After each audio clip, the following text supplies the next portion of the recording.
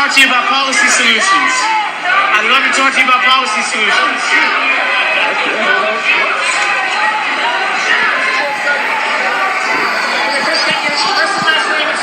Trevor Smith, TrevorSmith. East Village, New York City, 13th Street. NYPD can come see me anytime. We've been out here. I'm out here not only for George Floyd, I'm out here for Eric Garner, who died in the exact same way that George Floyd died, saying, I cannot breathe in the exact same way that George Floyd did. Daniel Pantaleo, the killer of Eric Garner, never saw a day in jail, okay? Just recently got fired by the NYPD. Now, we don't give shit. We don't care about that. And so now let me talk about policy solutions. This is the protest that you're seeing right now. This is not the first time. This is not radical.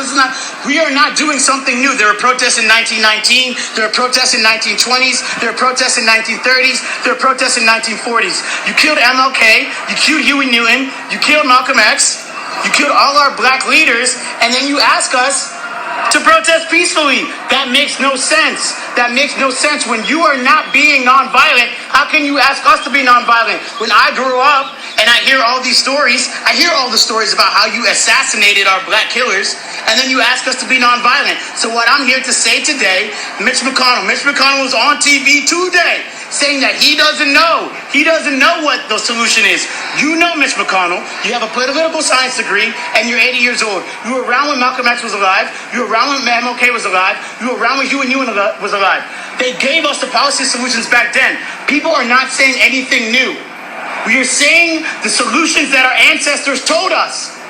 And so I'm here today to say the only solution to racial inequality is reparations. White people need to give up some of the power that they hold. We all know that. We all know that. But the solution is expensive and it's a big pill to swallow. Okay? So that's why Mitch McConnell's acting dumb, acting like he doesn't know what the solution is. We know what the solution is. We need a power shift and we need an economic shift. We need reparations in this country to resolve the wrongs that were done 400 years ago. We're not marching about anything new. We're not marching about anything new. Is this you've got a couple times this week then, I assume? This is not your first time? It's not my first time. It's not my first time. I'm 26 years old, and this is not even my first, week, okay? I was out for Freddie Gray, okay?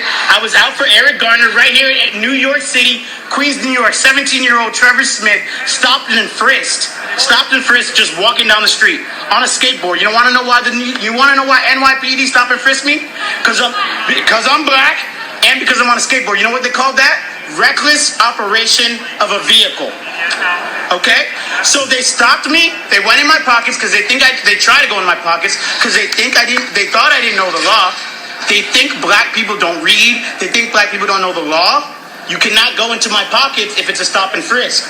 They stopped me on the sidewalk because I was skateboarding and tried to go into my pockets. Okay? This is something that we have been out here for way too long. We don't care about black tiles on Instagram. We don't care about hashtag Black Lives Matter by white quote-unquote allies. What we care about is policy solutions. We know the policy solutions. I'm not a policy expert. I'm not new. I'm citing what has been already said by people who have been killed by the United States government. I'm not saying anything new. Mitch McConnell, you were on TV today saying, I wish I knew the answers. You were on TV today saying, this is vexing. He used the word vexing. This is vexing. You're not vexed, Mitch McConnell. You are not vexed. And you are in Congress and you have the power to put a stop to this. You have the power to put a stop to this through policy solutions. Every American who made, under $75,000 got 1.2K, right? You guys got the money. You guys got the money to pay black Americans reparations, and it's not just monetary. We need a lot more than that. We need a lot more than monetary, okay? There's Confederate statues littered across the country. Why? They were traitors. Why are there Confederate statues littered across the country when they were traitors, when they were the ones that tried to secede from our country?